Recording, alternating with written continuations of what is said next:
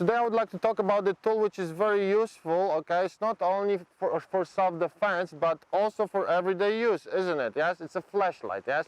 The beauty of it is, there's a couple of things which I like. The first one, you know, it gives the light, yeah? So that's obvious. So you can light whatever you want with it, and you always have it with you. So whatever happens, the electricity goes down, or you're going through the valley, the lamps are not working, boom, you put it on, you see through it. Very, very nice, yeah? The thing that we are going to talk about it today is the use of it for self-defense purpose. Yeah, so we're going to discuss how to use it, we're going to discuss how to move, how to operate it, we're going to discuss different types of flashlights, because there are different models, they have different options, different modes, different buttons, different lumens. So there is a, you know, broad choice of flashlights. Yeah, so if you will be buying your own after the seminar, it's good to know a couple of things about it, okay? And also some of them are also possible to use as an impact tool. Not all of them are good for it, but some of them are specifically actually designed. Yeah? If you're living in Poland, for example, you can also buy one with a taser at the end. Yes, so there you go. So you can also, yes, all right, yes. The next good thing is that you can carry legally in the UK. Hooray, that's the only thing I believe that you can carry here. Yeah, so yes, you can carry everywhere. And also you can take it even to the plane. I travel always with my flashlight, I take it into the plane. The only thing that they've checked sometimes is, does it have the taser or not? Yeah, because you know, because you cannot bring tasers on board. So you take the taser off? No, I don't have it. I don't have one with the taser.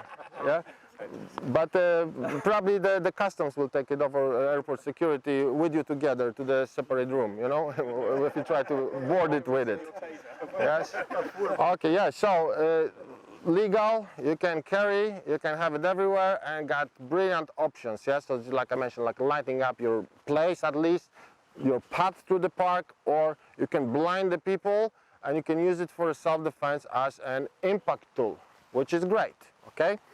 So now there are different types, obviously, of those flashlights, and the most important thing which you need to look at is the lumens, how many lumens it has. Yes, what lumens means is how much light it produces. Yeah? So I would say everything over, you know, like 300 will do the job.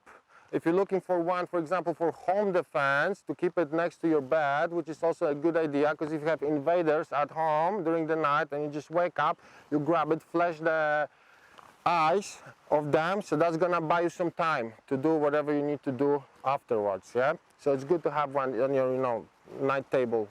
It's a very good option. So for like indoors house, I would recommend something like up to 300, 350 maybe lumens. Okay, because if you have a larger amount of that, so then you get something which is called black splash. So you illuminate the wall, for example, and it all gets back and blind yourself. So this is not also a very good option. Yeah, so if you try to boom, flash someone, and the object or the wall will reflect that light and all comes back to you. Yeah. For outdoor purposes, the rule is simple: the more lumens, the better. Yes, simple as that. Yeah. So I have one which has 1300, which is a very powerful one, but you can buy up to 2,500 lumens, even 3,000 crazy ones, you know. So you can light from here to Kov and check what's going on.